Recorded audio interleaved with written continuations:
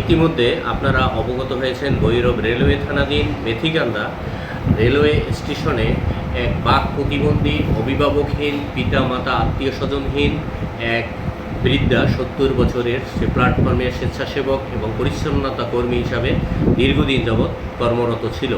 তিনি গত 4/7/2026 দুষ্কৃতিকারীদের মাধ্যমে আক্রান্ত হন তার কক্ষে বসত করে, এবং সেখানে তার 20,000 টাকা তার দুষ্কৃতিকারীরা নিয়ে যায়, তার শরীরে বিভিন্ন স্থানে আঘাত করে। অত্র বিষয়ে প্রাথমিক চিকিৎসা প্রদান করা হয়। পরবর্তীতে পুনরায় রেলওয়ে স্টেশনে সে আবার চলে আসে। পরবর্তীতে 8 তারিখ আবার অসুস্থ বোধ করলে রায়পুরা উপজেলা স্বাস্থ্য কমপ্লেক্সে নিয়ে যাওয়া হয়। সেখান থেকে রেফার করলে সে আরও গুরুতর অসুস্থ হয়ে পড়ে, তার প্রতিমধ্যে সে মারা যায়।